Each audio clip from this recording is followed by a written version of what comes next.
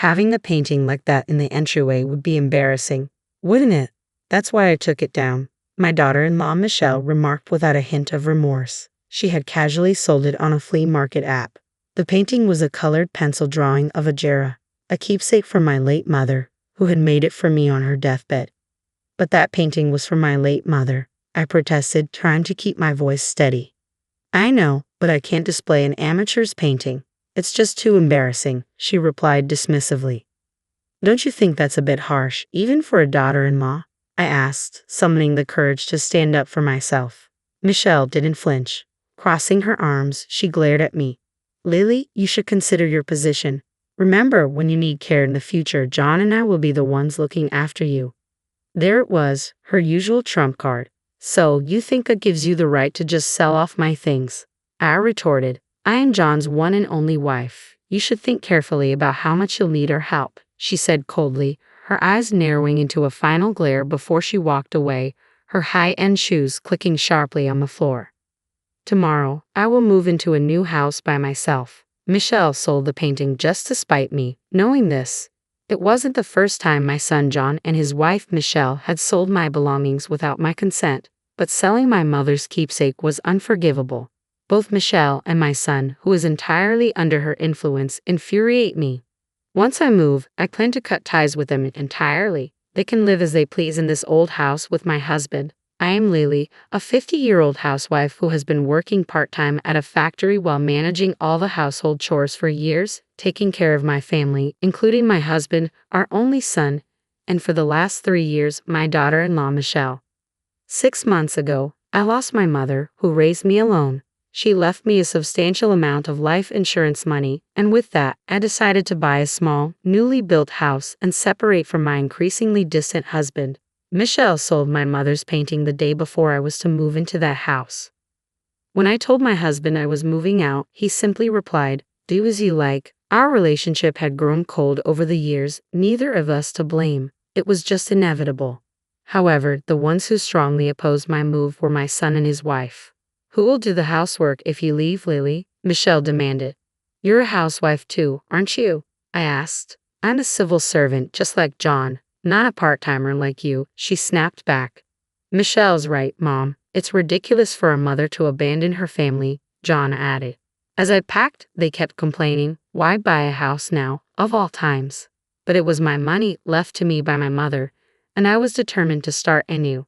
I can spend it however I please. The life insurance money should have been used for the family. Buying a house just for yourself is wasteful, my son argued. Yeah, you should have shared some of Grandma's insurance money with us, chimed in my daughter-in-law, who never lifts a finger to do laundry and spends her time on dance yoga, Italian lessons, and indulging in branded goods. Watching my son, completely under her thumb, joining to scold me was the last straw. I'm fed up with it all. On the night of the move, my friend Emma, who lives near my new place, invited me over. Let's have dinner together, she suggested. My husband's out for a drinking party, so it's the perfect time. Thank you. I haven't even unpacked my dishes yet, I replied gratefully. Emma's house is an impressive single-family home. She and her husband built it large because they love dogs and wanted to keep big breeds. Currently, 3 Dobermans were lounging quietly in the living room. While eating the hamburgers Emma had prepared, I shared my frustrations about John and Michelle with her. What's with that, daughter-in-law? And sorry to say, but your son sounds pitiful, Emma remarked. John has always been a bit timid, but now he's completely under his wife's control. It's frustrating, I admitted. A large dog approached me, seemingly sensing my distress, and curled up at my feet. Among the 3 Dobermans, it was the female named Daisy. Daisy is much kinder than my own son, I mused. My dogs are all smart and well-behaved. I used to be a dog trainer, you know, Emma said, smiling. Emma is highly skilled in handling dogs. Despite their size and intimidating appearance, they are gentle and intelligent. They never harm people but can bark at unwelcome guests on command. I wish I had a gentle dog like Daisy. Well, why don't you get one? I'll help you train it, Emma offered.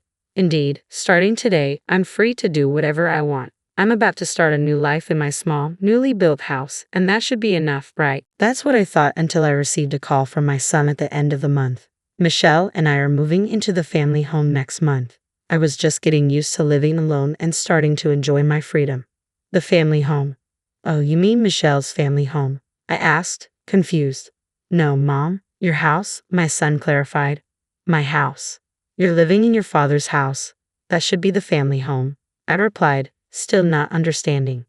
Michelle and I talked about it, and we decided that a family home really means the mother's house, not the father's. So, we've decided to move into your house, he explained. That's not possible. My house is too small. There's no space for 3 people to live, I protested, hoping it was some kind of joke. The thought of being bossed around and burdened with all the housework by John and Michelle again was unbearable. But there's at least one room to sleep in, right? You can sleep in a corner of the living room and we'll use that room, he suggested. Don't be ridiculous. Absolutely not. Me, sleep in a corner of the living room? The very idea made my blood boil. Even if you say no, we're moving in, I'll start by sending some boxes by courier. I'll refuse to accept them, I countered. Yeah, I'll figure something out. Anyway, we're moving in, so just be ready, John said, abruptly hanging up the phone. I couldn't believe it. I didn't want this, and I couldn't allow it to happen. The next day, I went to a family restaurant with Emma. I desperately needed someone to talk to. Sorry to say, but they are the worst kind of son and daughter-in-law, Emma said, sipping her cafe latte in disbelief. You absolutely must not accept this. You need to firmly refuse. But knowing those two, they might just hire movers and start bringing in furniture, I worried. I just didn't know what to do. I took a sip of my jasmine tea, hoping to wash away my pathetic feelings, but even my favorite tea tasted incredibly bitter. Yeah, it would be hard to refuse if movers brought everything. It could even lead to trouble. I need to find a way to make them realize they can't come to my house. I want to teach them a lesson for their rotten attitudes. Maybe we could enlist the help of my pets, Emma suggested. Your pets? I asked, intrigued. Her pets were Max, Duke, and Daisy, her 3 Dobermans. My pets can bark and growl on command. They can put on quite a show. Maybe they could scare them off. True, John has been afraid of dogs since he was a child, I recalled. Living with a son and daughter-in-law who would sell your mother's keepsake is tough. Let's think of something. Yes, thank you, Emma. Talking with her had lightened my heart a little. However, when I got home, I realized that my son and his wife were serious. There were 2 large cardboard boxes piled up in front of the entrance. John and my belongings, as he said you would refuse delivery, we brought them ourselves. We'll definitely be moving in next month, so please put them in the house. Michelle. Reading the note attached to the boxes, I felt disheartened. Reluctantly, I brought the boxes inside and opened them to find various personal items of my son and his wife. John's watch and leather jacket, Michelle's high-end brand bags, clothes, and shoes. They deliberately left expensive items that I would hesitate to throw away. Their tactics were just too underhanded. Between selling my mother's painting and now this, what do they think of me? Maybe we could enlist the help of my pets. Emma's words from the family restaurant echoed in my head ever since I settled into my new home. I've occasionally joined Emma and her dogs for walks. She invites me along for a change of scenery, and I'm truly grateful for her friendship. Why not just sell their belongings? Your daughter-in-law does it, right? Emma suggested. That's true. She even sold the painting my mother left me, I replied, holding the leash of Max, the male Doberman, who looked up at me with kind eyes. Still, why are your son and daughter-in-law so eager to live with you, Lily? They're both civil servants and financially stable. They should be able to live on their own, Emma wondered. They don't want to do housework, especially Michelle. She's always busy with her hobbies, going out and watching fashion and makeup videos. So, you've been doing all the housework alone until now? Yes, my husband never does anything. John is often busy with overtime and business trips, and Michelle, well, I explained. I remembered an overheard conversation between my son and his wife on the day I announced I was leaving the house. Who will do the housework if Lily leaves? John had asked. Well, that would be you. No way, absolutely not. We'll be in trouble if we can't make her do everything, Michelle had replied. Emma sighed in disbelief as I recounted this. A week later, my phone was flooded with calls from Michelle. After dozens of calls, I reluctantly answered, Is your new place a small house? Yes, it is. I've told you that before. John said he saw you walking with 3 big dogs. He was wondering if you could really keep 3 dogs in such a small house. That's when it clicked. Michelle must be afraid of dogs. Some people have a fear of dogs, and John is one of them.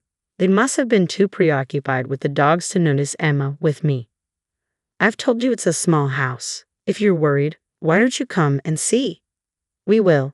Yes, we want to check the inside of the house too. Michelle's voice sounded a bit relieved, as if she concluded there were no dogs.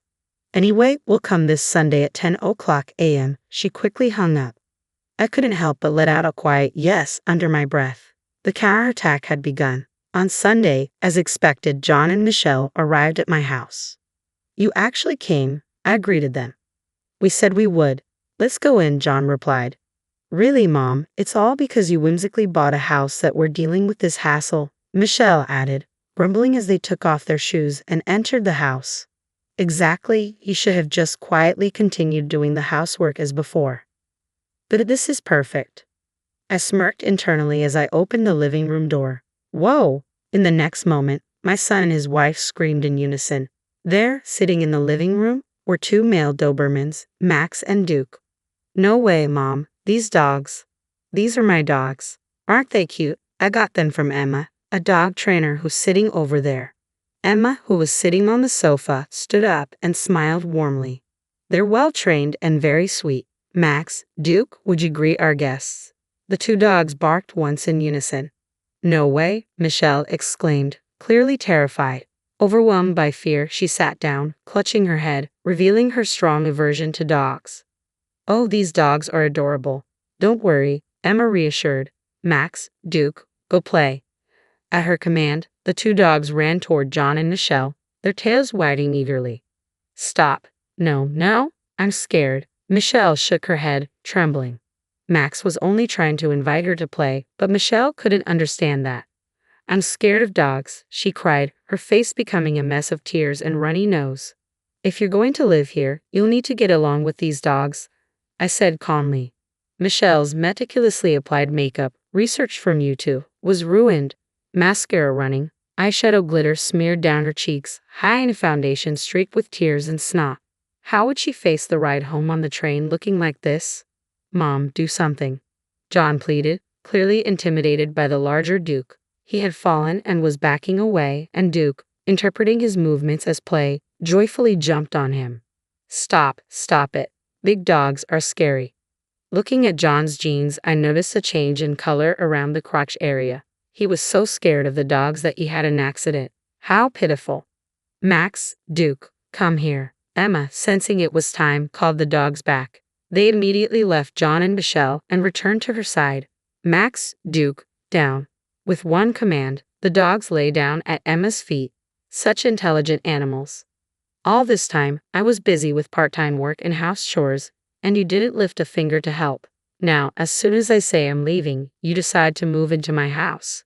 How much more can you belittle your mother? I finally let out the words I had been holding in. As the sobbing couple stood up, I continued, I left the house because I was fed up with you two. I am not your housekeeper.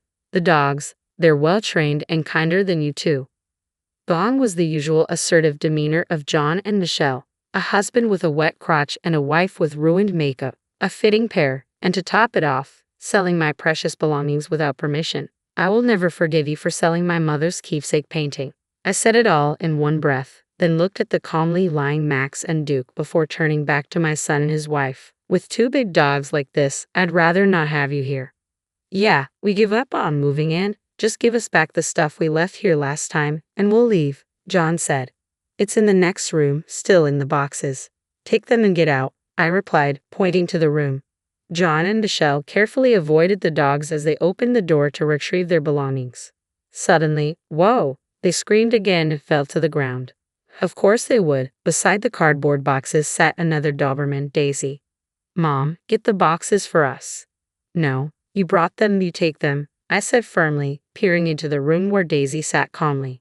I can't go near them with that dog beside them, Michelle exclaimed. Then leave the boxes, she hesitated. My bags and John's watch are in there. You disposed of my precious things without asking, didn't you? I retorted. I'm not saying leave them. I'm telling you to take them. Michelle glared at me for a moment, then remembering the dog, sighed and looked down. Please, Mom, get the boxes. John, You and Michelle made fun of me despite knowing how important that painting was to me. You let her sell it. I know I was wrong, John stammered. At that moment, Emma approached. Daisy, would you greet our guests? Instantly, Daisy barked loudly while still sitting. No, I can't take this anymore, Michelle cried. Hearing Daisy's bark, the couple reached their limit. With John's wet jeans and Michelle's smeared makeup, they ran to the entrance and fled the house. Afterward, I sold all the belongings John and Michelle left behind at a luxury consignment store. John's watch and Michelle's bags turned out to be quite valuable. Their extravagant lifestyle was astonishing. Michelle, now back at her husband's house, ended up doing all the household chores. My husband, used to my standards, was dissatisfied with her work, complaining about her cooking, the untidy house, and the pileup of laundry. Unable to pursue her hobbies due to the chores, Michelle gained 20 pounds from stress. Her irritation was all directed at John.